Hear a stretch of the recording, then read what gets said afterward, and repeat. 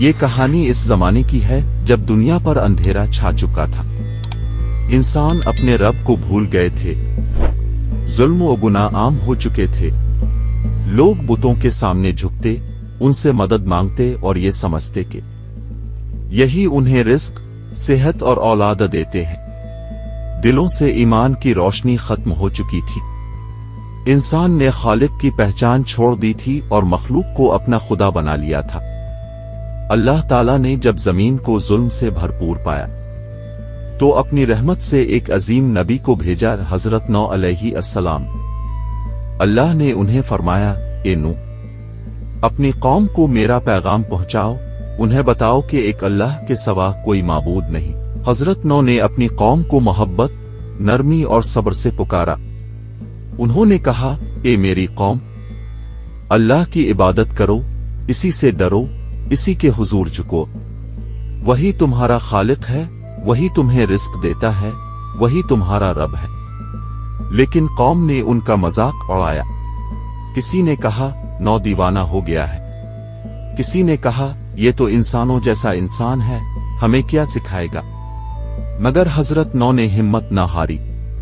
انہوں نے دن رات قوم کو سمجھایا، راتوں کو چپکے دن میں کھلے عام، کبھی نرمی سے، کبھی نصیحت سے، کبھی آنسوؤں کے ساتھ۔ انہوں نے کہا، اگر تم اللہ سے توبہ کر لو تو وہ تمہیں بارش عطا کرے گا، تمہارے باغات سرسبز کرے گا، تمہیں دولت، عزت اور اولاد سے نوازے گا۔ مگر قوم نے ان کی باتوں کو جھوٹ قرار دیا۔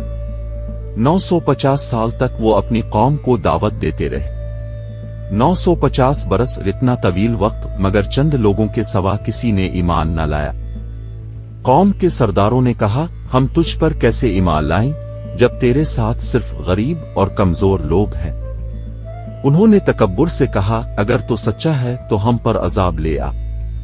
اللہ تعالیٰ نے حضرت نوح سے فرمایا، اے نوح، اب تم غم نہ کرو، جو ایمان لائے وہی تمہارا ساتھی ہے، باقی لوگ ظالم ہیں، ان پر میرا فیصلہ آنے والا ہے، لہذا میری نگرانی میں ایک کشتی تیار کرو۔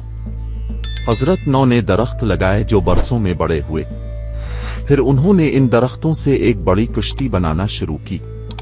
وہ ایک مضبوط، اونچی اور چوڑی کشتی تھی، 3 منزلہ۔ نیچے کے حصے میں درندے اور جنگلی جانور رکھے گئے، درمیانی حصے میں مویشی اور اوپر انسان۔ جب قوم کے لوگ دیکھتے کہ نوح زمین پر کشتی بنا رہے ہیں تو ہنستے اور مذاق اڑاتے۔ وہ کہتے، اے نوح، کیا تو دیوانہ ہو گیا ہے؟ خشک زمین پر کشتی بنا رہا ہے، یہاں تو پانی کا نام و نشان نہیں۔ حضرت نوح مسکرا کر فرماتے، آج تم ہنس رہے ہو، کل ہم ہنسیں گے۔ آخر وہ دن آیا جب اللہ کا حکم ہوا، آسمان کے دروازے کھل گئے، زمین سے چشمے پھوٹ پڑے، بارش تیز ہوتی گئی، پہاڑوں اور وادیوں میں پانی بھر گیا، ہر طرف پانی ہی پانی تھا۔ حضرت نوح نے اپنے ایمان والے ساتھیوں کو کشتی میں سوار کیا، اور اللہ کے حکم سے ہر جانور کا ایک نر اور ایک مادہ جوڑا بھی چڑھی۔ ان کے بیٹے، بیویاں، دوست سب تیار تھے، مگر ایک بیٹا، کنعان، ایمان نہ لایا۔ جب کشتی چلنے لگی تو حضرت نوح نے بیٹے کو پکارا، اے میرے بیٹے، ہمارے ساتھ آ، ایمان والوں میں شامل ہو جا۔ مگر وہ بولا، میں پہاڑ کی چوٹی پر چڑھ جاؤں گا، وہ مجھے بچا لے گا۔ نوح نے فرمایا، آج اللہ کے حکم سے کوئی نہیں بچ سکتا۔ اتنے میں ایک بڑی لہر آئی اور کنعان پانی میں ڈوب گیا۔ نوح کی آنکھیں بھر آئیں، مگر اللہ نے فرمایا، اے نوح، وہ تیرا بیٹا نہیں، کیونکہ اس نے کفر کو اختیار کیا۔ اسی دوران ایک دلچسپ واقعہ پیش آیا۔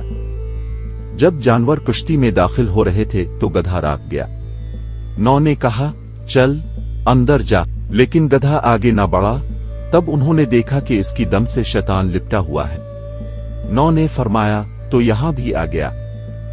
شیطان نے کہا، اپنے کہا تھا واجہ تو میں بھی ساتھ آ گیا۔ نوح نے کہا، اب بتا تو انسانوں کو کیسے بہکاتا ہے؟ شیطان بولا، میں انسان کو 5 راستوں سے گمراہ کرتا ہوں، لیکن 2 سب سے خطرناک ہیں، لالچ اور حسد۔ उन्हीं दो चीजों ने मुझे बर्बाद किया जब मैंने एदम से हसद किया था। पानी का तूफान कई दिनों तक जारी रहा। पहाड़ गायब हो गए, बस्तियां डूब गईं, खता के जमीन साफ हो गई।